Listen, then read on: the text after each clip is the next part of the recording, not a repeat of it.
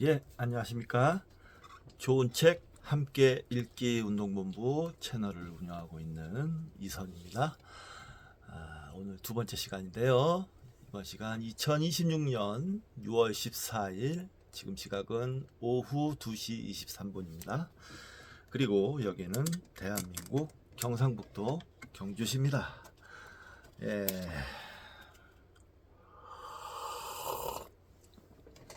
첫 번째 시간 끝나고 잠시 나른하게 쉬었습니다. 좀 쉬었는데 잠이 올 만도 한데 잠을 자진 않았어요.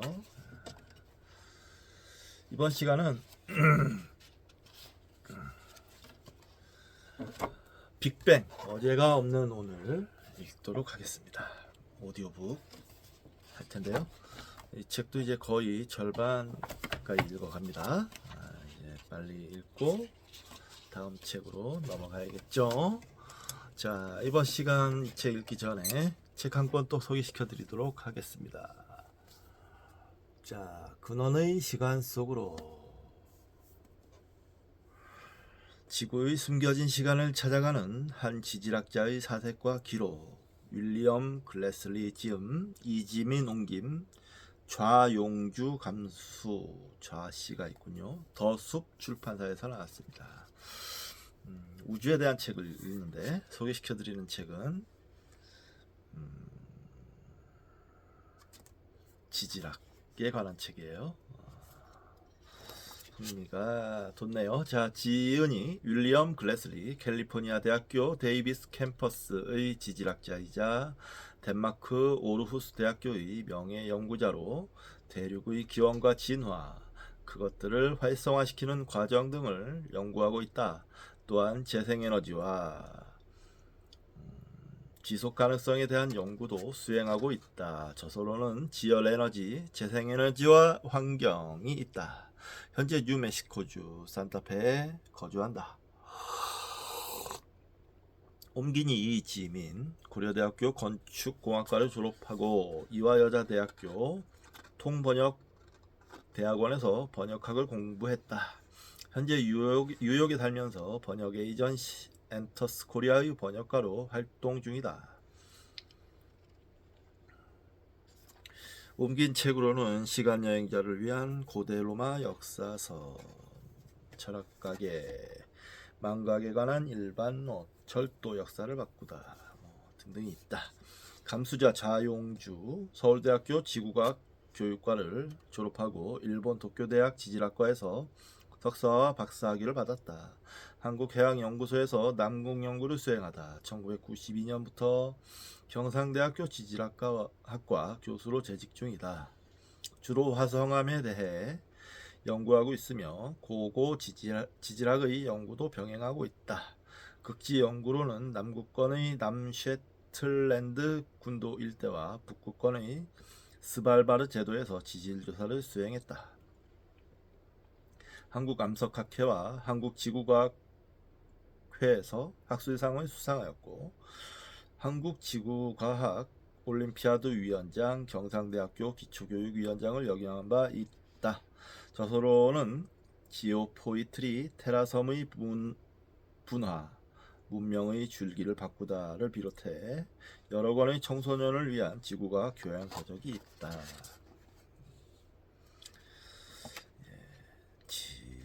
지질학 2001년에 나온 책인데, 자, 차례 읽도록 하겠습니다. 감수해골 머리끌 들어가기 전에.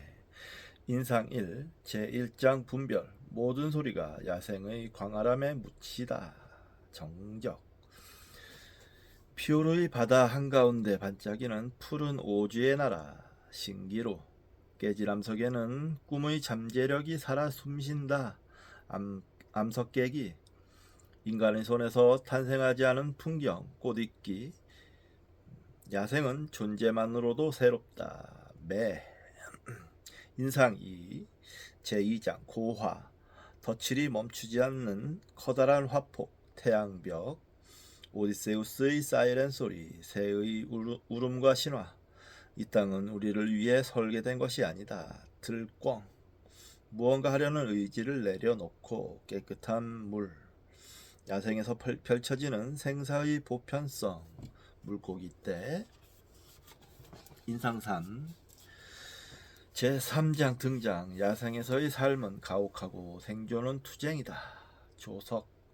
우리가 존재했다는 증거, 그 덧없음에 대하여. 조약돌. 깊고 풍부한 경험을 선사하는 별개의 세상. 빙하. 풍경, 물, 하늘을 바라보는 저마다의 방식. 바다표범. 야생의 대지와의 작별. 소속감. 인상사. 매진말. 용어 설명. 참고문은 감사의 글.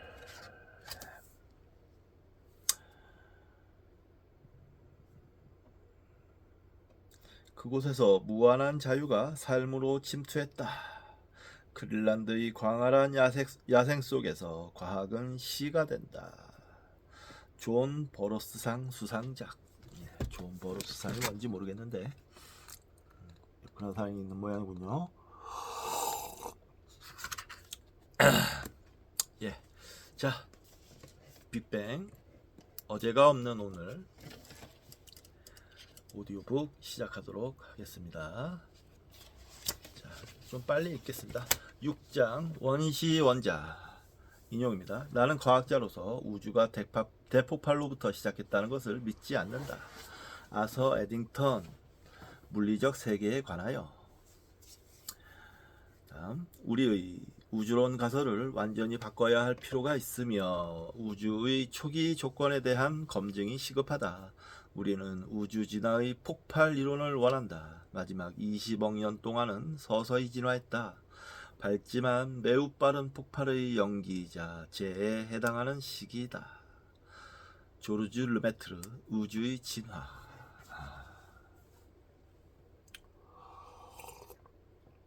폭발이라, 빅뱅이라. 무엇이 큰 폭발을 일으켰는지요. 자, 만년의 르메트르는 과학자들의 의심스러운 눈길을 상대해야만 했다. 프레드 호일이나 윌리엄 보너 같은 천문학자와 물리학자들은 르메트르의 원시 원자 이론이 종교적 신념의 영향을 받았을 것이라고 의심했다. 가톨릭 신부 교육이 우주의 기원에 대한 그의 관점을 왜곡시켜서 성서 창세기의 창조 이야기에서 화구 개념을 이끌어내게 되었으리라는 것이다. 베서디나의 칼텍에 있는 에서니엄에서 아인슈타인을 만났을 때 르메트르는 1927년 솔베이 회의 기간 중 레오폴드 공원에서 만났을 때보다 아인슈타인이 자신의 연구에 훨씬 더 많은 관심을 가지고 있음을 알았다. 르메트르는 두 개의 세미나를 주재할 예정이었는데 하나는 아인슈타인과 드시터 우주의 문제에 대한 해로서의 팽창 우주를 다룬 자신의 1927년 논문을 검토하는 세미나였다. 다른 하나는 우주 시초의 초밀도 우주 양자가 남긴 화석일 가능성으로서의 우주선에 대한 논의였는데 이 벨기에인 물리학자에게는 이것이 더 중요했다.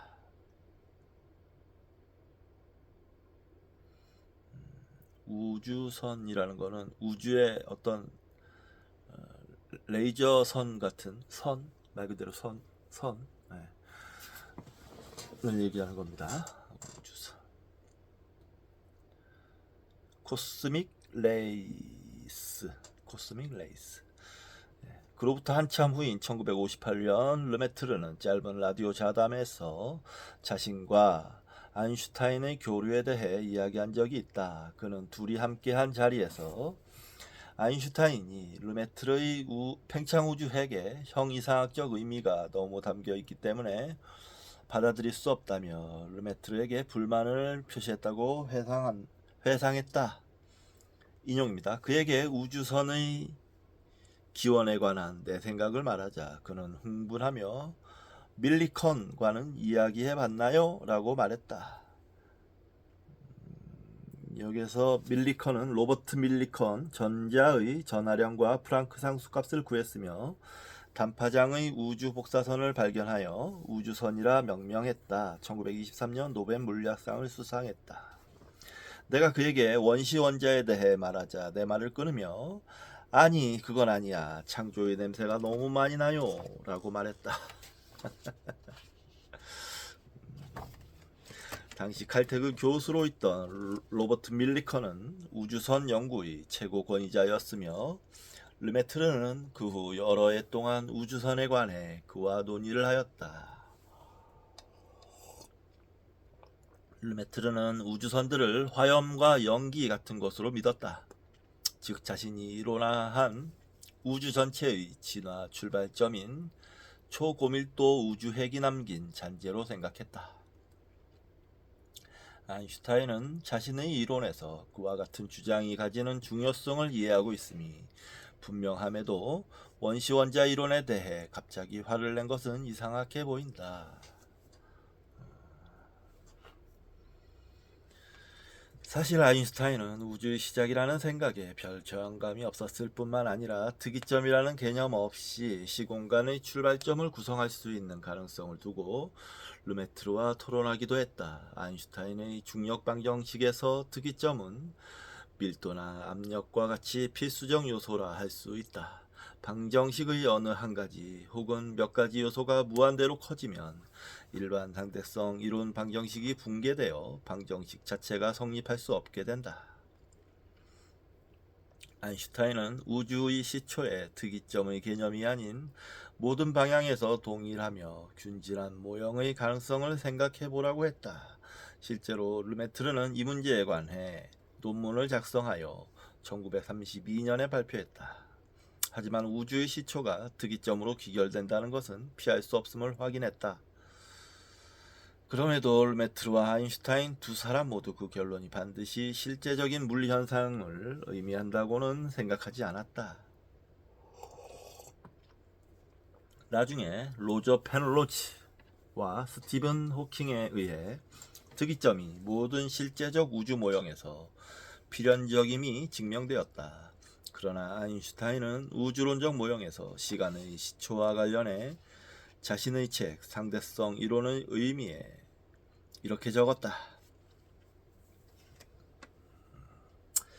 팽창의 시작이 반드시 수학적 의미에서 특이점을 말한다고 결론 내릴 수는 없다. 그러나 이렇게 생각한다고 해서 별들의 무리들이 개별적 형태로 존재하지 않았던 그리고 그로부터 현재와 같은 별들의 무리들이 발달해온 세계의 시작이 일시적으로 우주의 시작이라는 사실이 바뀌지는 않는다.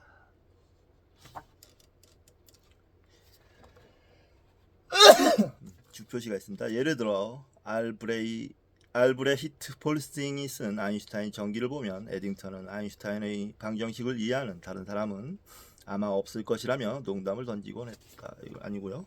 아니군요. 네, 넘어가겠습니다. 제 5장 거를 잘못 읽었네요. 자, 이러한 말로 미뤄볼 때 아인슈타인은 우주에 시작이 있었을 가능성을 적극적으로 받아들일 생각이 있었던 것으로 보인다.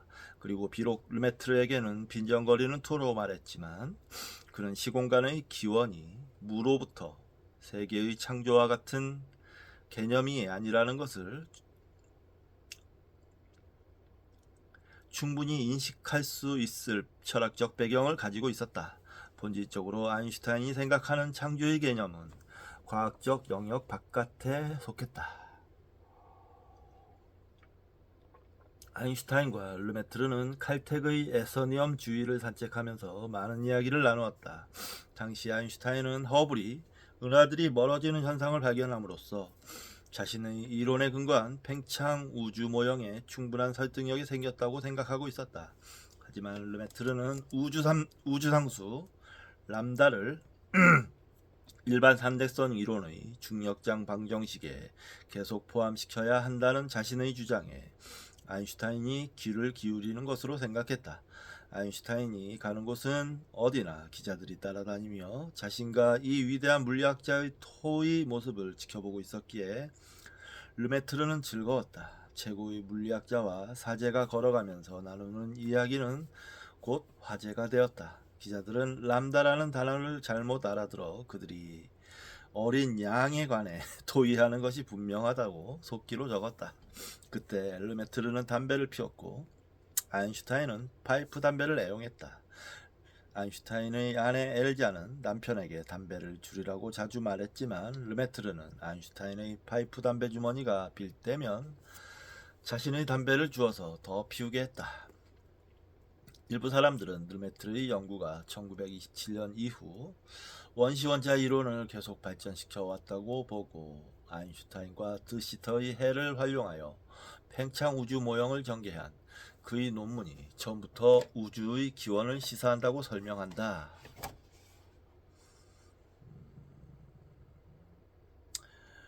여기에 주표시가 있는데 이에 관해 흔히들 잘못 이해하는데 그 대표적인 예로 댄 브라운의 천사와 악마가 있다.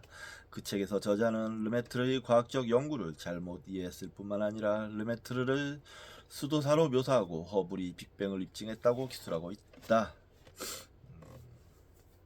그러나 앞에서 보았듯이 르메트르의 1927년 논문은 기존에 존재하던 아인슈타인의 정적인 우주 모형에서 확대된 모형이 시간에 따라 진화하여 가상적으로 텅 빈 공간인 드시터의 모형으로 되는 확대 모형에 불과했다. 이것이 당시 그가 생각한 동적인 우주 모형의 전부였으며 가로 열고 우주의 기원에 대한 문제가 아니었다. 가로 닫고. 아인슈타인은 이와 같은 동적인 개념에 반대했다. 아인슈타인은 일찍이 1922년 프리드만이 제안한 동적 우주 모형에도 반대했다. 1927년 아인슈타인은 창조를 생각나게 할 수 있는 문제들에 대해 르메트르에게 아무런 말도 하지 않았다. 이 문제는 나중에 등장한다. 빅뱅 이론의 기원은 명확하지 않지만 르메트르의 논문들에 담긴 논리와 상대성 이론의 중력장 방정식 논리를 따라가 보면 그 발전을 알 수 있을 것이다.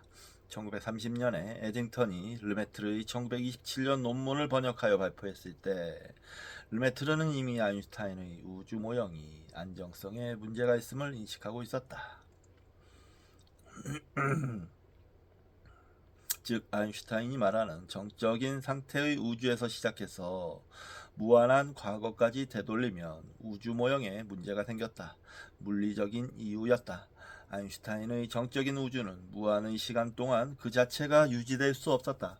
르메트르는 아인슈타인의 우주 팽창 속도가 과거에 로그 값으로 감소되었음을 알 수 있었다. 이것은 그와 같은 우주의 팽창이라는 물리적 과정 역시 같은 속도로 감소되었다는 의미였다. 그러한 우주는 실제로 시간적으로 무한할 수 없었다. 아인슈타인의 정적인 우주 모형을 자세히 검토해 볼 때 우주 모형으로 성립되기 위해서는 모든 물리적 과정에 어떤 종류의 시작이 존재해야만 했다. 이게 빅뱅이죠. 우주의 시초.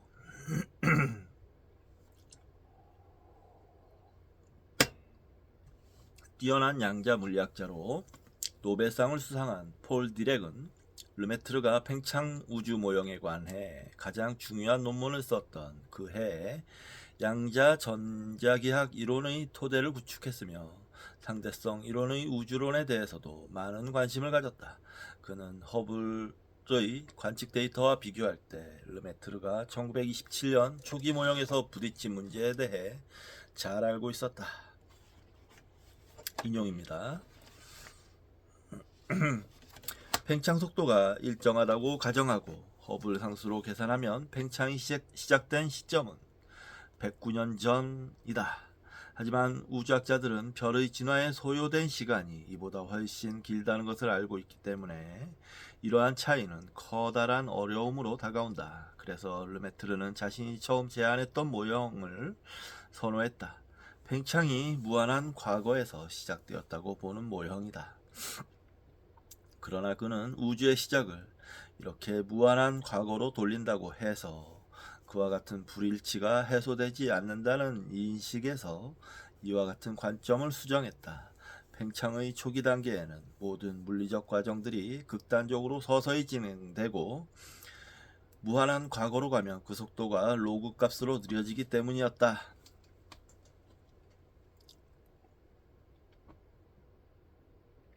그러므로 초기 단계에서 가외의 긴 시간 동안 별들의 진화는 많이 일어나지 않았다.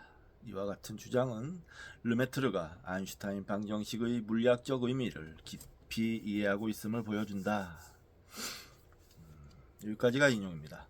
다른 말로 하면 아인슈타인이 제안한 것처럼 무한의 기간 동안 정적인 상태였던 우주 모형에서 팽창 우주 모형을 시작할 경우 시간을 채울 실제적 방법이 없었다. 즉 우주의 진화 그 자체는 팽창과 분리될 수 없었다.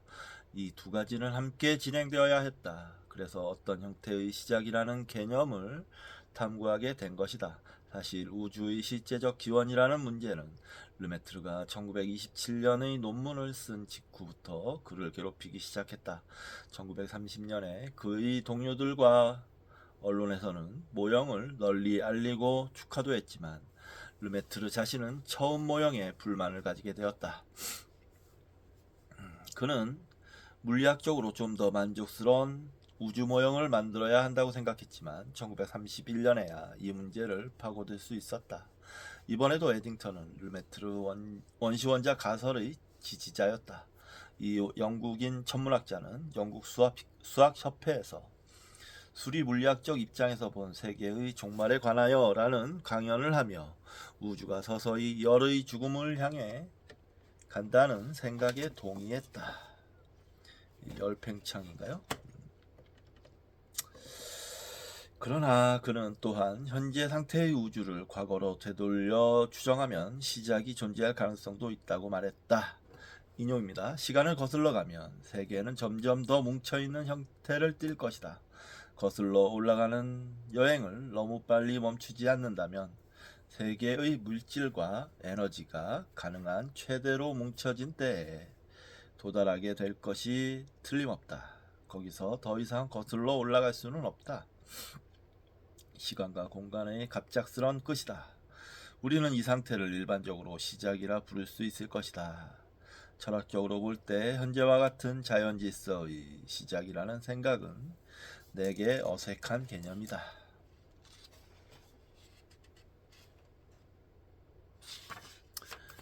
여기까지가 인용입니다. 이 마지막 문장은 르메트르에게 충격이었다. 이에 대응하여 르메트르는 레이처지에 편지를 보냈는데 그 내용은 3개월 후 양자이론 관점에서 본 세계의 시작에 관하여 라는 제목으로 실렸다.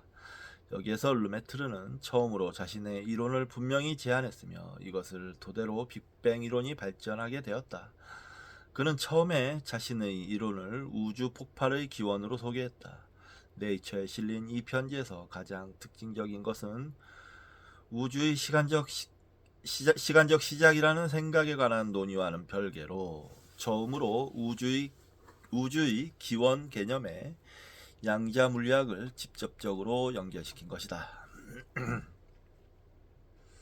르메트르는 오래전부터 아인슈타인의 중력장 방정식에 근거한 우주 모형들처럼 순수하게 기하학적인 우주 모형들에는 약점이 많다고 생각해왔다. 이와 같이 기하학적인 거대 우주 모형들은 이론적인 관점에서 볼 때는 만족스러웠다. 그러나 물리학자이면서 수학자이기도 한 르메트르에게는 문제가 있는 모형으로 보였다. 르메트르의 연구 동료인 톨먼 또한 같은 생각이었기 때문에 1929년 발표한 그의 팽창 우주 모형을 르메트르처럼 허블이 측정한 적색 편의와 과감하게 결부시키지 못했다. 양자역학이 발전하는 초기 단계였고 중성자와 같이 우리가 당연하게 여기는 입자들도 아직 발견되지 않았지만 르메트르는 우주의 기원에 관한 현실성 있는 모형이 되려면 양자역학의 극히 미소한 수준에서 출발해야 함을 인식했다. 그는 1931년 5월 9일 네이처에 이렇게 시작하는 편지를 보냈다. 인용입니다. 아서 에딩턴 경은 철학적으로 현재와 같은 자연 질서의 시작이라는 개념을 받아들이기 어렵다고 말했습니다. 하지만 저는 현재의 양자 이론에서 볼 때 세계의 시작은 현재와 같은 자연 질서와 크게 다를 것이라 생각합니다. 양자 이론의 관점에서는 열역학적 원칙들을 다음과 같이 규정할 수 있습니다. 1. 일정한 에너지 총량이 양자들에 분산되어 있다. 2. 분산된 양자들의 숫자는 계속 증가해 간다. 만약 시간을 거꾸로 돌리면 양자들의 수가 점점 적어질 것이며 마침내 우주의 모든 에너지가 몇 개 혹은 단 하나의 양자 안으로 집중될 것이다. 대단하네요. 여기까지가 인용입니다. 그는 더 나아가 어떤 수준이 되면 시간과 공간 자체가 양자로 될 수밖에 없다고 주장했다.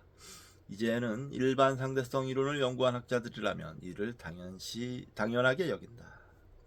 인용입니다. 이제 원자의 과정에서 시간과 공간의 개념은 더 이상 통계학적 의미가 아닙니다. 단지 적은 수의 양자들만 포함되는 개별적 현상들에 적용하면 이러한 개념들은 사라지게 됩니다. 만약 세계가 하나의 양자로부터 시작했다면 그 시작에서 시간과 공간의 개념은 모두 의미가 없습니다. 처음의 양자가 충분한 수의 양자들로 나뉜 다음에야 실제의 의미를 지니게 됩니다.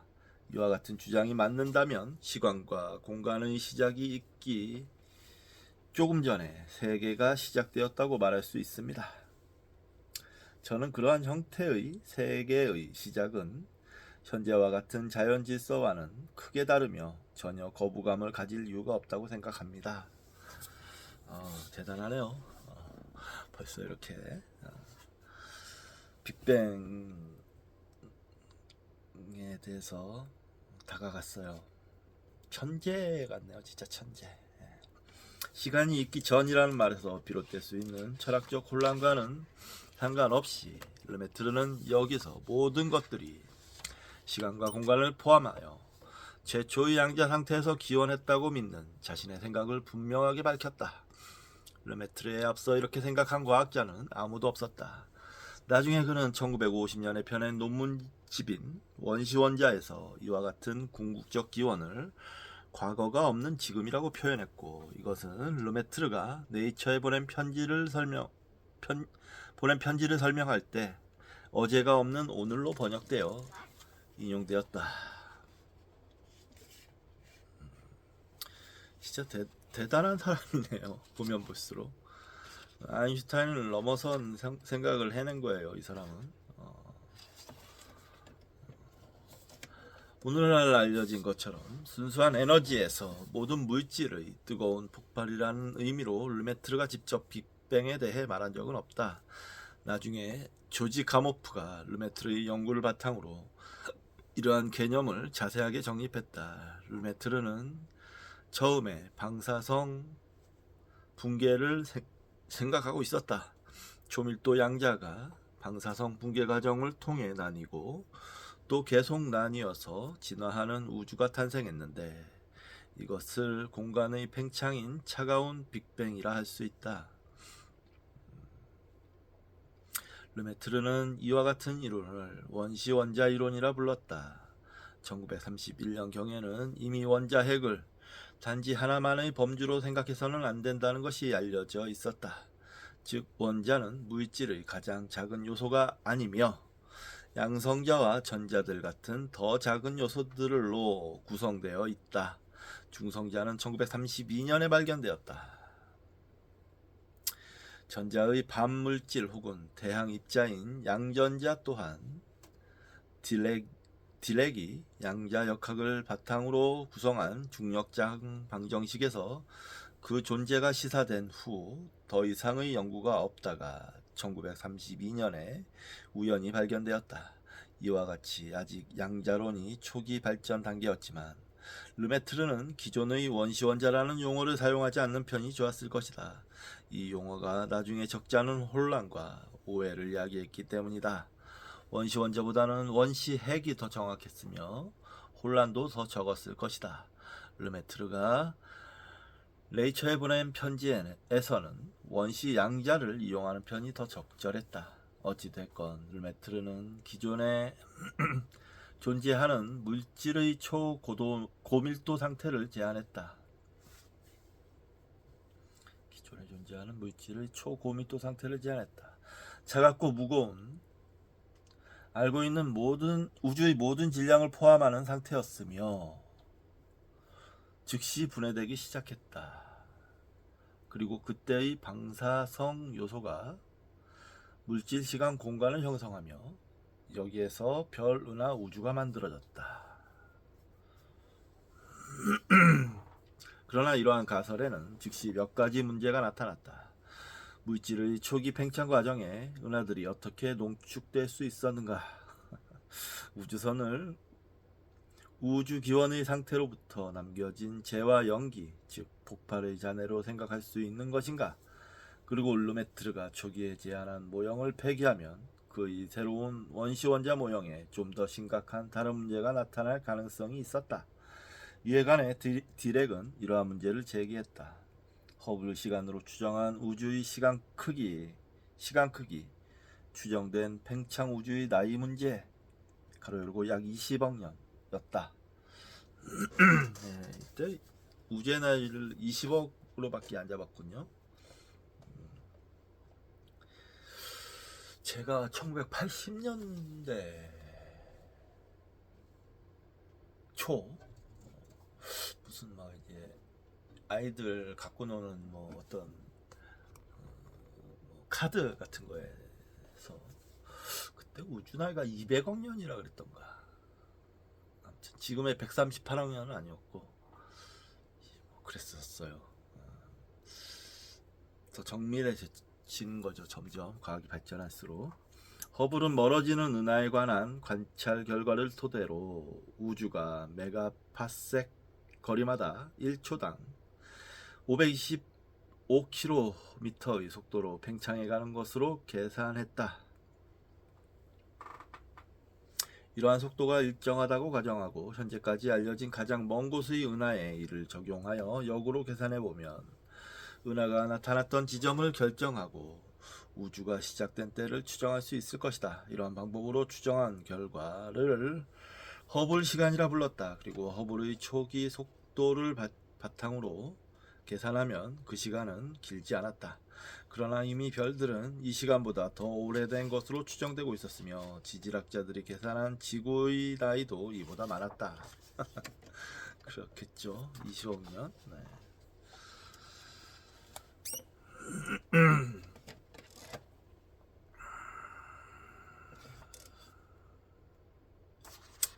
르메트르는 1927년 논문에서 팽창 속도로 허블 시간을 계산하면 허블 자신이 발표한 시간만큼 길지 않을 것으로 예상했다. 그리고 은하가 멀어지는 속도는 거리에 비례하여 빨라진다는 허블의 법칙을 허블보다 2년이나 먼저 제안했다.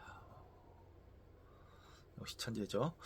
현재 이에 관해 남아있는 기록들은 없지만 르메트르는 1927년의 논문을 작성하기 전 몇 해 동안 허블이 발표한 은하의 멀어짐 뿐만 아니라 우주 팽창의 문제에 관해 의견을 교환했을 것으로 생각된다.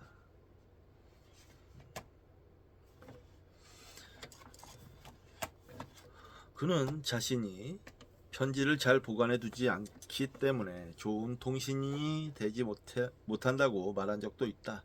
허블은 자신에 대한 어떤 것에 대해서든 이의를 제기하는 사람들을 곱지 않은 눈으로 보았기 때문에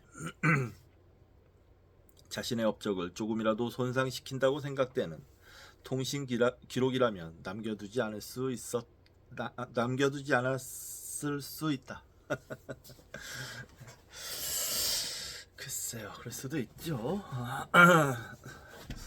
허블이 또 미국인이라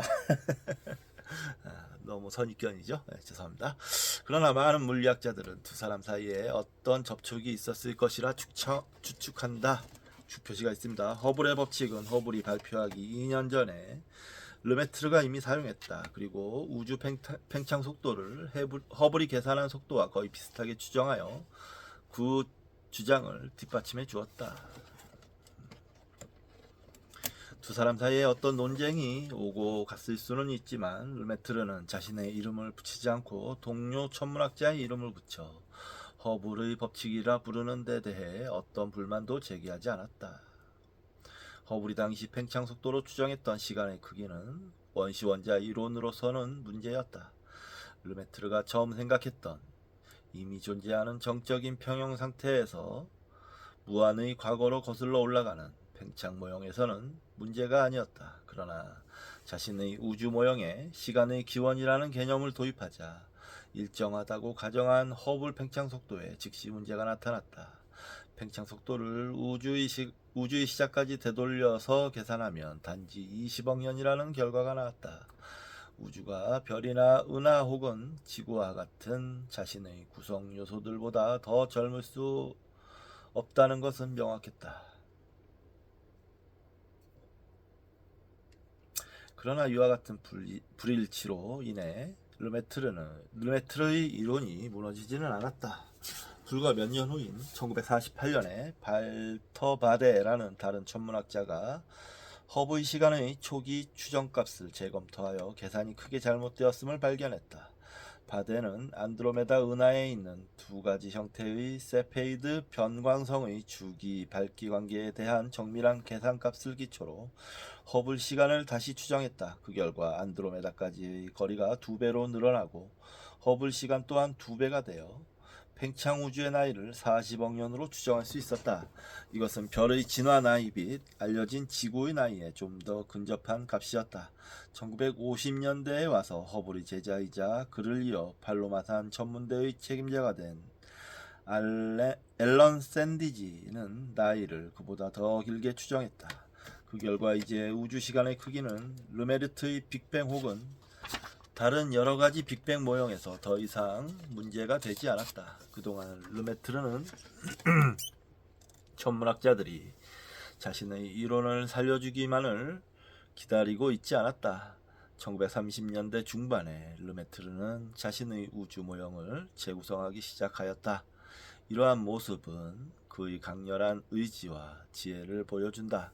그는 우주 상수가 팽창을 가속화시키는 힘으로 이용될 수 있음을 보여주었다.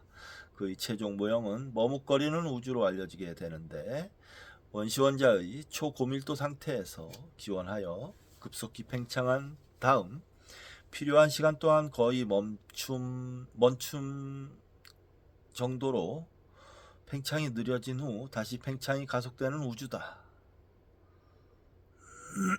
르메트르는 람다를 활용해 이해하면 이러한 우주 모형이 당시 알려진 허블 시간과 조화를 이룰 수 있다고 생각했다. 즉 당시에 추정된 20억 년이라는 팽창 시간은 우주 진화의 전체 시간이 아니라 우주의 마지막 팽창 시기일 뿐이라고 이해되었다.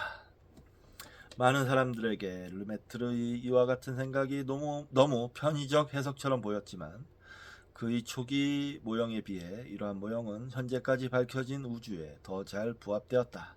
1998년 천문학자들로 구성된 두 연구진이 이룩한 획기적 업적을 바탕으로 우주 팽창이 점점 빨라진다는 생각은 이제 보편적으로 인정되는 이론이 되었다. 팽창의 속도는 우주 진화의 전 과정에 걸쳐 일정하지 않았으며 우주 상수는 이와 같은 우주 발달에 있어 결정적 요인으로 작용했다.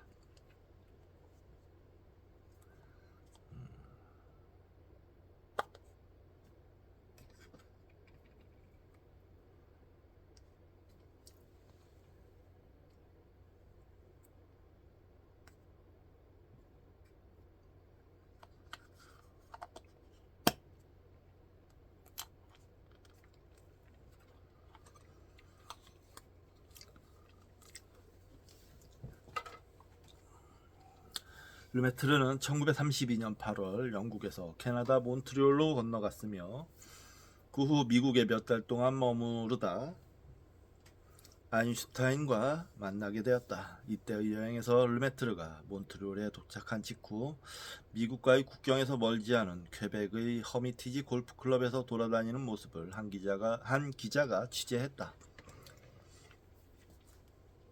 케임브리지 천문대에서 온 일행과 르메트르는 여기서 8월 31일 일어날 일식 모습을 관찰하기 위해 기다렸다. 허미티지 클럽은 완전한 일식을 직접 관찰할 수 있는 경로 중의 한 곳이었다. 그러나 안타깝게도 나쁜 날씨로 인해 르메트르와 동료는 아무것도 관찰할 수 없었다. 당시 르메트르는 프랑스 천문학자인 베르나르 니오가 코로나 그래프를 발명했다는 소식을 들었기 때문에 이와 같은 상황이 매우 아이러니하게 생각되었다. 그 망원 도구를 이용하여 태양판을 차단하면 코로나를 더 잘 볼 수 있어 일식을 기다리거나 변덕스러운 날씨를 원망할 필요가 없었기 때문이다. 르메트르는 캐나다에서 또다시 매사추세츠 케임브리지로 가서 에딩턴과 함께 제4차 국제천문연맹 총회에 참석했다. 그곳에서 두 사람은 새롭게 설계한 팽창 모형 및 르메트르의 소위 폭발이라는 낯선 우주 기원론의 세세한 부분들에 대해 세플리 등 다른 학자들과 토론을 전개했다. 케임브리지에 온 첫날 르메트르는 경쟁관계에 있는 대학들인 하버드와 MIT 사이를 오갔다.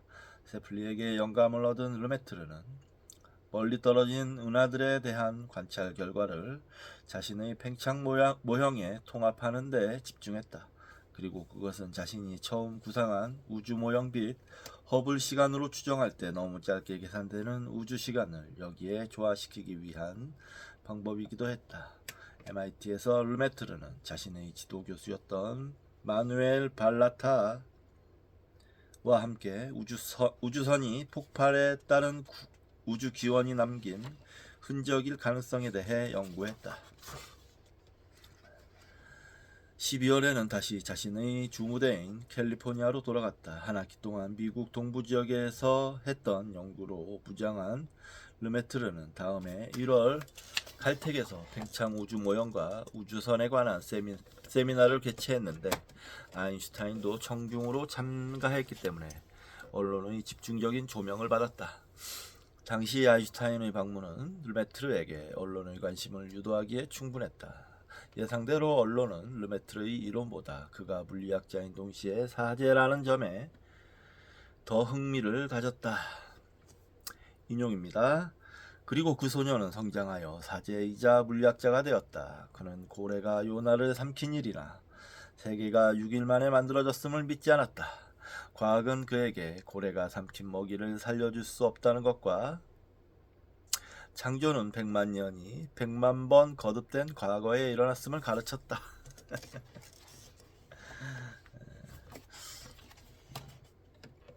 얄궂네요.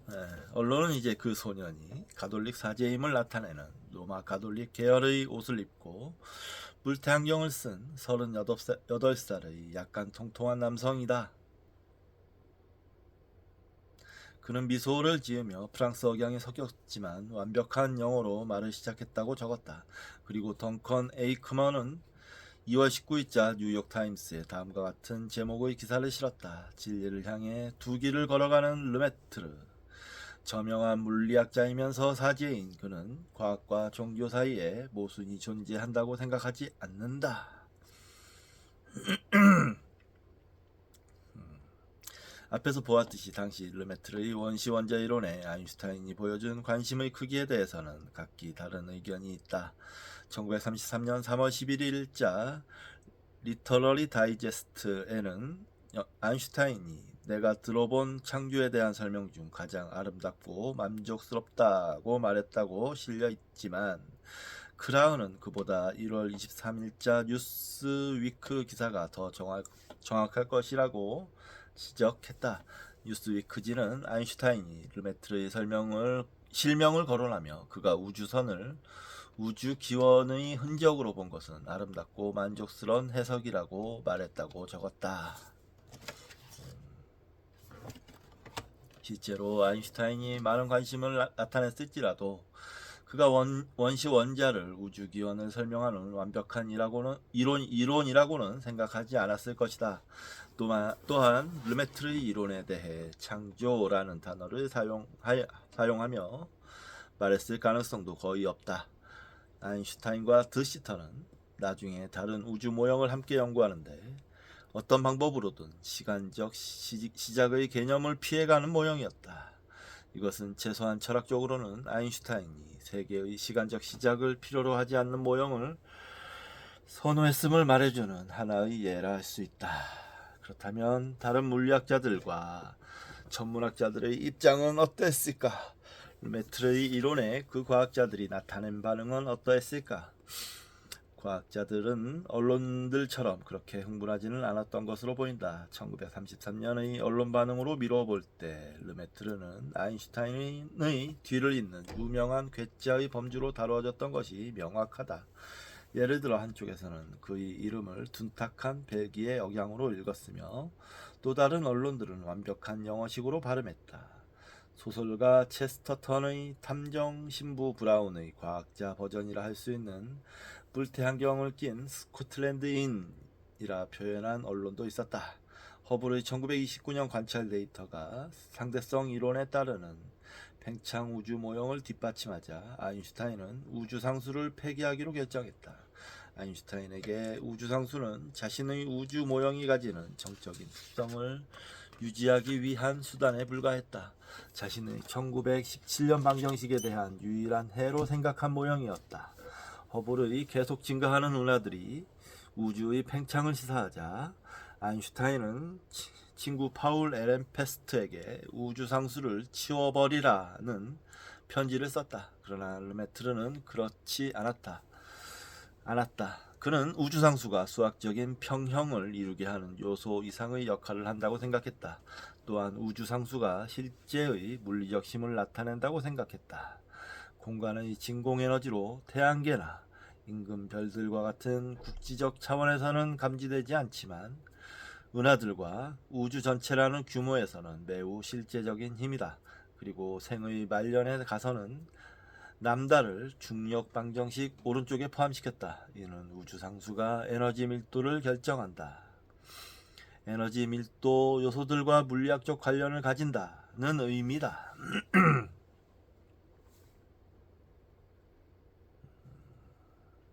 이에 반해 아인슈타인은 우주상수를 방정식의 왼쪽에 위치시켰는데 순수하게 기하학적 역할만 하며 정태적 우주 모형을 뒷받침한다. 르메트르의 뛰어난 물리학적 재능이 여기에서도 드러나는데 아인슈타인은 우주상수 람다에 대한 수학적 이해가 부족했다. 그리고 역사는 르메트르의 견해가 옳았음을 증명해 주었다. 1998년 이후 나타난 여러 가지 증거들은 팽창이 점점 빨라지고 있음을 시사한다. 이는 르메트르가 생각했던 것처럼 우주상수 람다가 실제적인 값을 가지거나 이를 설명하기 위해서는 람다와 비슷한 어떤 에너지 힘이 있어야 함을 의미한다. 주표시가 있습니다. 암흑 에너지에 관해서는 현재까지도 많은 논의가 진행되고 있다. 암흑 에너지가 우주상수를 반영해 주는 것으로 보아야 할지 아니면 커시너가 주장하는 것과 같이 다른 어떤 힘으로 생각해야 할지는 아직 정립되지 않았다. 우주상수로 볼 때의 한 가지 문제점은 현재의 팽창 속도와 일치시키기 위해서는 믿을 수 없을 정도의 큰 수를 설정해야 하는 것이다. 그러나 르메트르는 처음부터 다른 어떤 힘이 존재하여 우주를 빠르게 팽창시키고 있다고 생각한 것이 중요하다. 참, 벌써 이때 이미 암흑 물질, 지금 연구되고 있는 암흑 에너지에 대해서 어떤 추론을 했다는 얘기잖아요. 그러나 아인슈타인은 우주상수를 폐기했음에도 불구하고 관찰 데이터가 널리 알려지고 1931년 에딩턴이 르메트르의 해를 공개적으로 발표하자 르메트르의 팽창 우주 모형에 크게 관심을 가졌다. 실제로 아인슈타인은 당시 2년 전 칼텍을 방문했을 때 르메트르와 톨먼의 해를 인용하기도 했다. 드시터를 비롯한 여러 다른 과학자들처럼 아인슈타인도 새로운 관찰 데이터를 근거로 르메트르의 이론을 받아들였다. 그는 1931년 4월 페서디나와 윌슨산 천문대에서 우주 팽창에 관한 새로운 패러다임을 공식적으로 받아들이고 르메트르와 톨먼의 연구가 자신에게 그러한 확신을 주었다고 밝혔다. 그 후 얼마 지나지 않은 1933년 두 사람은 캘리포니아에서 다시 만났고 아인슈타인은 르메트르를 다른 두 명의 학자와 함께 벨기에 최고 권위의 학술상인 프랑키상의 공동 후보로 추천했다. 당시 노벨상 다음의 권위를 가졌던 이 상은 벨기에 국왕 레오폴드 3세가 수여했으며 르메트르는 33,000달러의 상금도 함께 받았다. 두 사람은 히틀러의 독일 권력 장악이 거의 확실하게 보이던 1933년 여름 또다시 만났다. 제2차 세계대전은 6년 후에 발발하지만 아인슈타인에게는 독일과의 전쟁이 이미 시작되고 있었다. 아인슈타인은 이후 다시는 모국으로 돌아가지 않았다. 히틀러가 독일의 총통이 되자 나치는 4월 1일 아인슈타인의 모든 재산과 논문들을 몰수했다. 그는 그달 하순 브뤼셀의 독일 대사관을 찾아가 자신의 독일 여권을 반납했다. 나치의 유대인 정책에 대한 저항의 표시로 자신의 모국이었던 독일과 완전히 절연하겠다는 의미였다. 그리고 그때까지도 히틀러에 대한 입장을 정하지 않고 있던 독일 지성인들의 양심에 경종을 울리기 위해 아인슈타인은 베를린 대학과 프러시안 과학 아카데미의 교수직에서 공식적으로 물러났다. 아인슈타인과 그의 아내 엘자는 벨기에 해안의 르코쿠시르 메르에 한동안 머물렀다.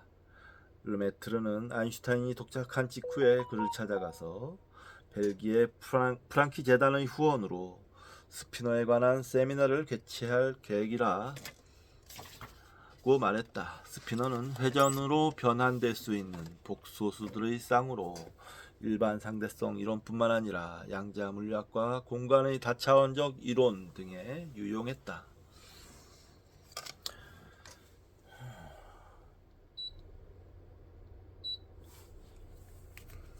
르메트르는 아인슈타인에게 세미나의 좌장을 맡아줄 것을 부탁했다. 아인슈타인은 르메트르를 반갑게 맞았으며 그 제안에 동의했다. 아인슈타인의 아내는 지금 쫓기고 있으며 대중들 앞에 나타나면 암살당할 위험이 있다고 걱정했지만 두 사람은 비밀리에 일을 추진했다. 벨기에 왕비 엘리자베스는 엘자의 요청에 따라 아인슈타인이 벨기에에 머무는 동안 경호원을 배치해 주었다. 세미나는 브뤼셀의 벨기에 대학재단에서 5월 3일부터 시작되었는데 아인슈타인이 가장 먼저 세 가지를 발표했다. 르메트르는 아인슈타인의 세 가지 발표가 끝나자 참지 못하고 그가 발표한 증거들 중 일부를 단순화할 수 있는 다른 방법들이 있다고 말했다. 르메트르의 이러한 지적에 아인슈타인은 조금 장난스럽게 대응했다. 즉 갑자기 벌떡 일어나더니 청중들에게 신부님께서 다음 강의 시간에 우리에게 할 재미있는 말씀을 하시려고 그러시군요 라고 말했다. 르메트르는 처음에는 이와 같은 상황에 어이가 없어 주말 내내 자신의 노트에 구멍을 뚫으며 보냈다. 그러나 세미나 마지막 날인 5월 17일 르메트르가 발표를 할 때 아인슈타인이 발표 중간중간 르메트르의 생각이 정확함을 인정하는 토를 달아주고 무척 훌륭한 발표라고 말하자 르메트르는 기분이 풀어지고 즐거운 마음을 회복하게 되었다. 아인슈타인과 르메트르 사이에는 그 후에도 계속 교류가 있었지만 브뤼셀의 세미나는 두 사람이 함께 논의하는 마지막 자리였던 것으로 보인다. 그 후 얼마 안 있어 상대성 이론을 수립한 이 학자는 영국으로 건너간 후 마침내 미국으로 가서 남은 일생을 프린스턴 고등과학 연구소에서 통일장 이론의 꿈을 추구하면서 보냈다. 르메트르는 프린스턴에서 1935년 전반 한 학기를 방문 교수로 보냈는데 기록으로 남아있지는 않지만 두 사람이 그곳에서 다시 만났을 가능성도 있다.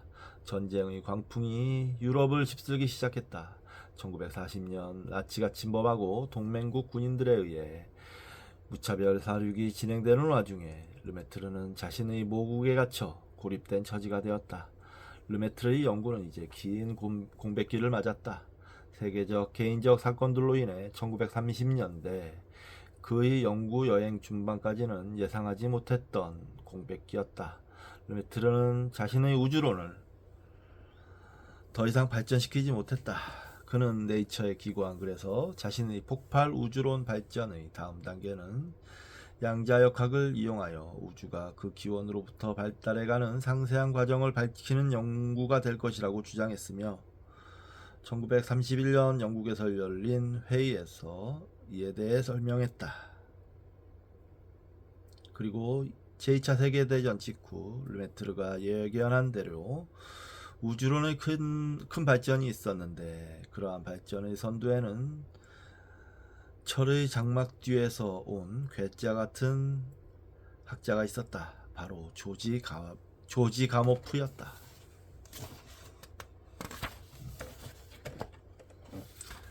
여기까지가 6장이었습니다.